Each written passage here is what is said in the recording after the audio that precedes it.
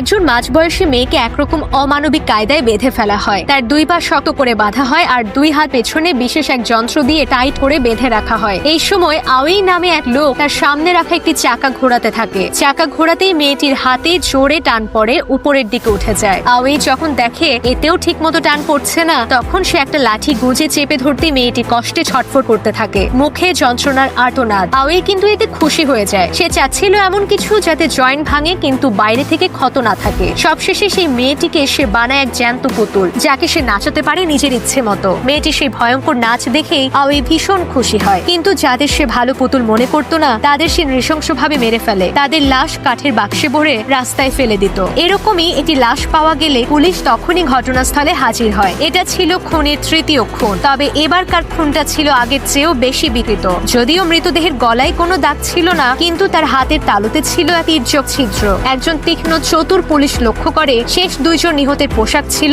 একরকম। তারা প্রথমে ইন্টারনেটে খোঁজ করে এমন নির্যাতনের সরঞ্জাম সম্পর্কে, কিন্তু কোনো ফল পায় না। এরপর তারা এক পোশাকের দোকানে যায়। সেখানকার দোকানদার সেই পোশাক দেখে কিছু না বলে গাড়িতে উঠে পালিয়ে যায়। পুলিশরা বুঝতে পারলো না দোকানদার কেন এটা এমন করলো, কিন্তু পরে দেখা যায় সে আসলে আওইকে খুঁজতে বের হয়েছিল। সে আওইকে ব্ল্যাকমেইল করে বলে, তোমার পোশাকের সূত্র ধরে পুলিশ আমার কাছে এসেছে, তুমি 3টা খুন করেছো, টাকা না দিলে পুলিশকে বলে দেবো। আওই তখন ঠান্ডা মাথায় বলে, ঠিক আছে, কত টাকা চাও বলো, আর এসব কথা বাইরে না বলে বাড়ির ভেতরে চলো। ভেতরে নিয়ে সে দরজা লক করে দেয়। এদিকে পুলিশ ফরেন্সিক টিমের কাছ থেকে জানতে পারে 3জন ভিকটিমেরই সব হাড়ের জয়েন্ট ভেঙে ফেলা হয়েছে, কিন্তু বাইরে থেকে কিছু বোঝার উপায় নেই। পুলিশ অফিসার চ্যাং তখন চিন্তায় ডুবে যায়। তার চোখ পড়ে একটা টেবিলের উপর থাকা ছোট বল দোলনার দিকে। হঠাৎ তার মাথায় আসে এই খুনি তো মানুষদের শরীরের জয়েন্ট আলাদা করছে, তারপর তাদের পুতুলের মতো নাচাচ্ছে। সবকিছু একে একে মিলিয়ে যায়। হাতে ছিদ্র, অদ্ভুত পোশাক, অদ্ভুত মেকআপ, সব মিলিয়ে খুনি বানাচ্ছে জ্যান্ত মেরিয়নে পুতুল। তারা তখন এই সূত্র ধরে ইন্টারনেটে খোঁজ করে, কিন্তু তেমন কোনো কাজের তথ্য পায় না।